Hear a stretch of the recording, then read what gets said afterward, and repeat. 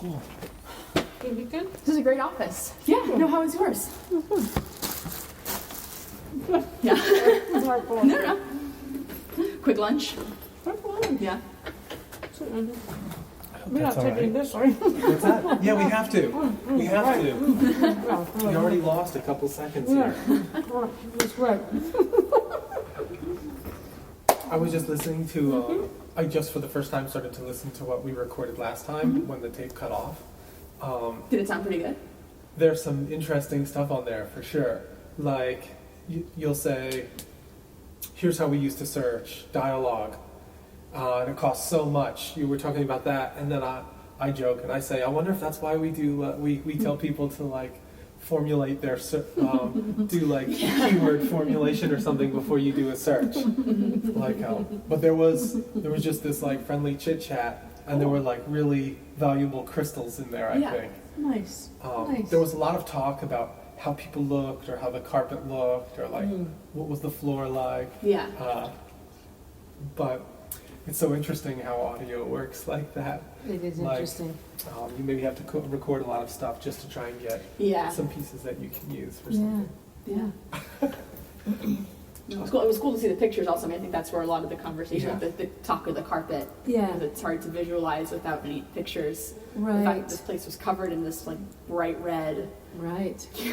quite interesting carpet. Yeah. Yeah. Much different color. Yeah. So silly, I said this silly stuff. So you're talking about that bright red carpet, and I said, wow, that is a major commitment. Yeah. Yes, it was. We're talking about the drawbridge or the moat or whatever. There used to be this tree. Yeah, the circle. in the middle. Yeah. It's just weird. There's this weird, like, historical pieces of information there in that 6 minutes of audio that I had never heard about some of that stuff. Yeah. It's Cool. kind of cool. Cool. Are there things you, looking back at the conversation, are there things that you want, or are you interested in certain things, or there's aspects you want to touch upon? Because this. What do you think? I'm trying to now just replay the conversation in my head and think what we missed. We didn't get good computer stuff. Okay. Oh yeah. Okay. I wanted to go back to, we didn't get good biographical or computer stuff. Okay. So like, I was hoping that we could start sort of at the beginning and say, when did you start here? When did you? Oh yeah. When did you? What was your relationship with the library like? When did it begin? And when did you start to? What happened with computers? Like, so we were talking about dialogue. So we must have been talking about computers a little bit, but I didn't hear anything about. Remember we talked a little bit about the first clusters, Right. and how there was Right. not like apprehension, but Right, because I remember you said, "Oh, did the students flock to them?" Or Yeah. No, they didn't. I had no idea what to do with these What things. was in this the beginning. thing? Yeah. that was an interesting Yeah. thing. Yeah. Could you? Yeah. Could you go over the timeline again? Like Sure. your timeline and what you saw Okay. in terms of you coming in and computers coming in? Mm-hmm. So, I started here at 78 as a freshman, right? And I started working in the library in 79 as a student assistant. And then when I graduated in 82, I stayed on for a little bit. And then I came back as a staff person in 83. And basically I've been here ever since. I took a little bit of time after, a little bit, I think 6 years. Went away for a few months to get my degree and then came back.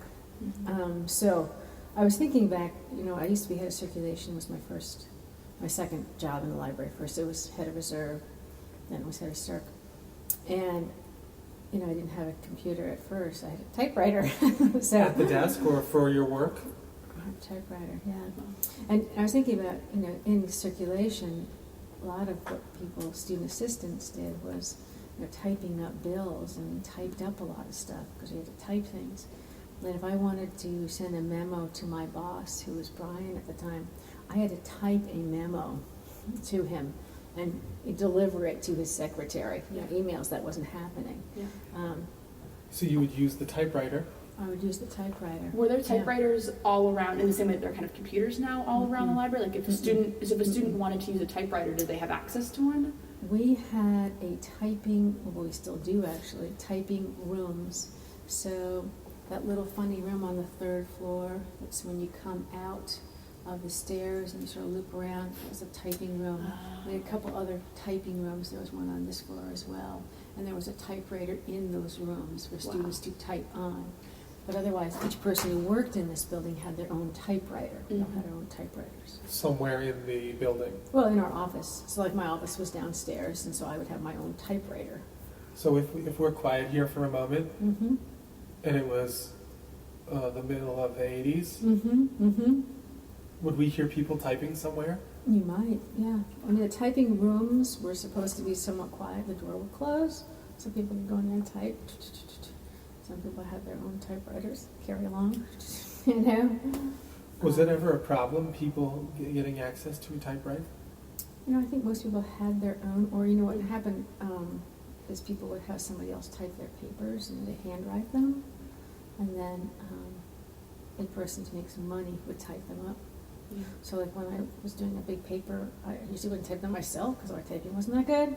So I'd give it to somebody to type it for me and pay them money. A fellow student? Yeah, fellow student, yeah. Informally, or there was kind of like a formal program set up? Informal, totally informal. Wow. Like you hear somebody typed well and type it for you. Yeah. But so you were typing messages, So, inter-office right, messages? Inter-office. So you can't just send an email, hey, do you want to meet tomorrow or whatever? That wouldn't happen. So I'd have to type. We had this piece of paper, it was like memo 2. It was like a form piece of paper, and I'd type up a memo to my boss. Dear Brian, do you want to meet, next week at 2 o'clock on Monday? So sincerely, Ashley. Would And it be then- formal like that? Dear so-and-so, Yeah. sincerely so-and-so? Yeah. Wow. And then I realized, I say to see Brian like later in the week, did you get my memo? And he'd be like, no. And I'd be like, so I started to photocopy each time I typed a memo.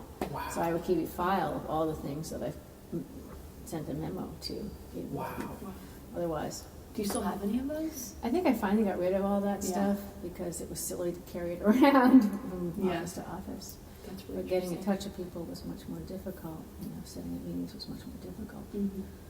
But also then during the weekend, this wasn't happening. So it'd be Yeah. like, If You you want- weren't at work, you were not at you work? were not Yeah. at work, right? Right. Yeah. Now, every day, every morning, I'm checking this thing. See if there's something going on I Yeah. need to be addressing. Um, Yeah. This is happening in the 80s. You remember this clearly in the 80s Mm-hmm. when you were working as a Mm-hmm. reserve Reserve and circulation? and head of circ, yeah.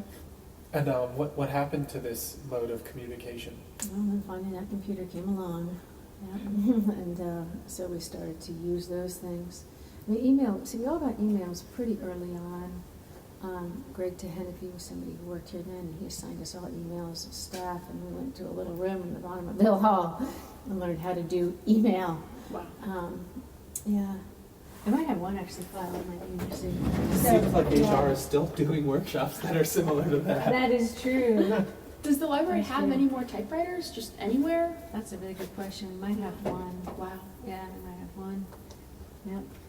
I wanted there to be one in this class of 1915 exhibit that's there. Yeah, I saw Yeah, the poster that for would that. be They don't have so one. But I think they fun. don't have, I don't Yeah. think Special Collections has like an old typewriter. There must be one somewhere. Like Yeah, there must be. storage. There's got to be one somewhere. That's Yeah. true. I want to see one too. Yeah. Yeah. Do you know around when, like approximately what year, kind of the last typewriters were phased out? Wow. Did it happen gradually, or just kind of one Happened year you came back gradually. and? Happened gradually because there's certain things like envelopes. It was Yeah. hard to type an envelope or computer get the label on and all that garbage. So typing envelopes, was probably still done. That's true. Yeah, somewhat recently. And there's still, I think there might even be one typewriter. Really fine, get rid of it in the back. Oh yeah, you're right. Yeah. Oh yeah, because they probably did book labels on them until recently. Well, right. Well, book labels were originally handwritten, as you probably know. Uh, Down the Dewey Decimals, all those Oh, right. are done by hand. right. No, yeah. But then, that's true, they were typed up. Yeah. Yeah, when I went to library school, we learned how to type cards for the catalog. When did you go? I went to library school, I graduated library school in '89, so I started, I guess, '88. Dialogue, annual summaries, dialogue stuff, let's see. Okay. Here we go, dialogue. So this was done in the '90s. So I was still doing dialogue searches in 96 to 97. This was my annual cost sheet. So in July, it cost like $307.30. So the annual cost of doing dialogue searches was $1,390.19. 1,000?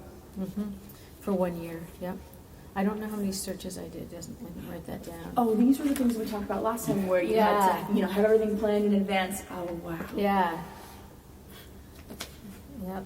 Was that, you said that was the last year they were being done, so was that like kind of, it had, in terms of how much it cost, that was in the low end. It sounds like probably years before that, it would cost even more, right? Right. Yeah. Oh, so here we go.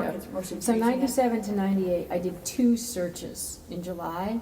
It cost $364.59 For those 2 for searches? 2 searches. Yeah. Almost $200 each. Yeah. Yeah. I did. So I guess I was better, or to use different databases or something. I did 9 searches. So I didn't do that many. I did 9 searches in March. It cost $69.21. I did 4 in May, $11.07. So the total, I did 17 searches total that year. It was $726.84. It charged $75 a month just to be a dialogue subscriber. How much per month? $75. That was even if you didn't use it at all that month, you still had Just to pay to have the $75. service. Yeah. Wow. So First Search, that's right. First Search was the very first database we had. So if students wanted to do searching on their own, First Search was the very first one. But you had to have this like passcode in order to get onto First Search. So we would hand out faculty members, students not, this little code. In order to use First Search, we have little cards. I'm looking for something, see if I have it still.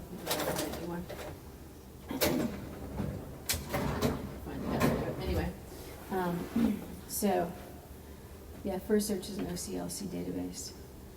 So July. That's the first 2000. database after Dialogue? Yeah, First Search. Yep. Yeah.